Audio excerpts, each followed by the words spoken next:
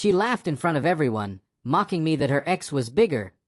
But my next words didn't just silence her. They exposed a truth she buried so deep, she nearly collapsed hearing it.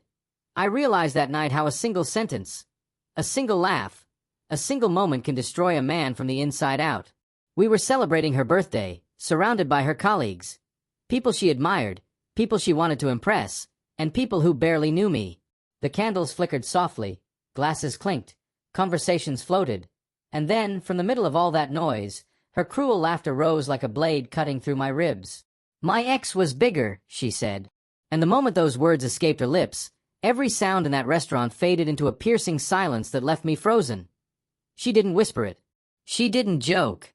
She didn't look embarrassed. She said it with confidence. Loud enough for the table. Loud enough for the waiter to hear. Loud enough for me to feel something break. Quietly, inside my chest. But what struck me wasn't the humiliation. It was the way she stared at me after saying it, like she wanted to see whether I would shatter or smile, like she was testing something darker. But instead of reacting, I simply looked at her. Not with anger, not with shock, with calm. Real, terrifying calm. And that calmness scared her. Her smirk faltered. Her eyes twitched. Her fingers curled tight. Because she knew something she never expected. I wasn't the one who looked weak. She was. Her friends tried to laugh it off, some awkwardly looking down at their plates, others pretending they didn't hear. But Emma knew. She knew my quiet meant danger. She knew my silence meant truth.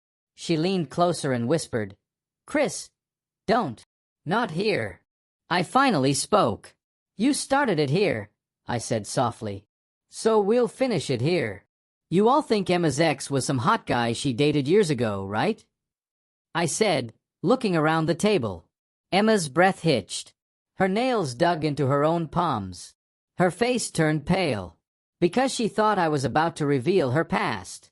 But she was wrong. Her past wasn't the part that terrified her. It was what she had been hiding in the present. "Should I tell them who your ex really was?" Gasp. Eyebrows raised. People leaned in. Emma shook her head violently, tears already forming. "Chris, please. Please don't do this." Her voice trembled, not with guilt, but with fear. Fear of a truth she had buried so deep it was supposed to die with her. I stared at her and said calmly, "Your ex wasn't the problem. The problem is, you never stopped talking to him." The table went dead silent. Even the waiter froze. Emma's lips parted, but no sound came out. She was cracking, breaking, melting under the weight of the truth she knew I had discovered. "You told me you spent last weekend with your cousin," I continued. Emma's heart literally dropped. I heard the tiny gasp escape her throat. "But you weren't with your cousin, were you?" She blinked rapidly as tears began sliding down her cheeks. Her friends stared at her in disbelief. "Chris, please. Just listen." "No," I cut her off. "You listen." I unlocked my phone and placed it on the table.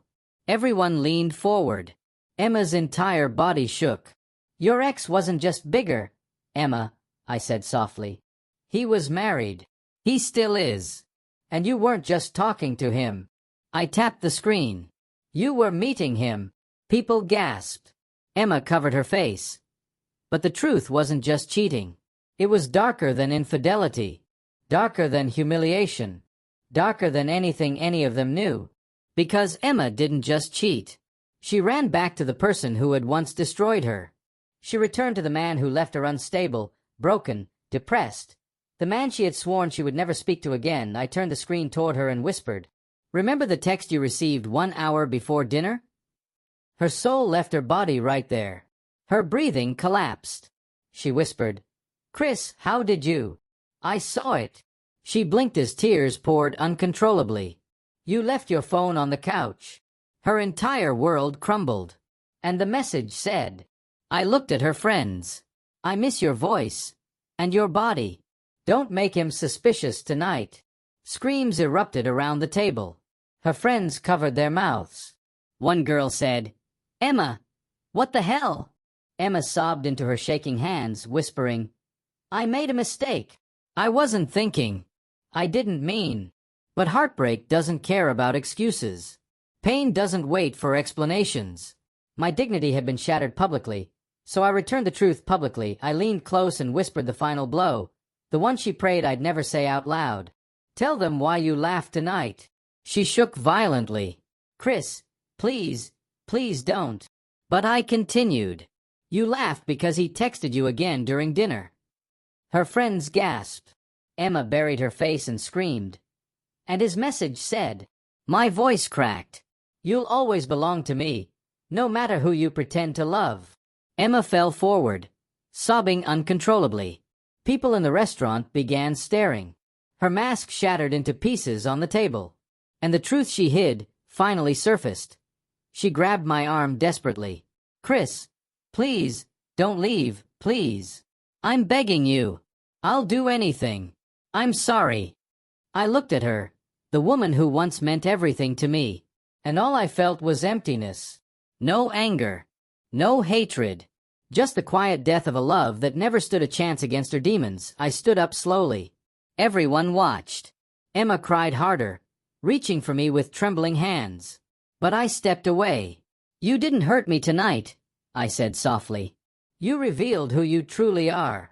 And with that, I walked out, leaving her behind with her lies, her guilt, and the man she never truly let go.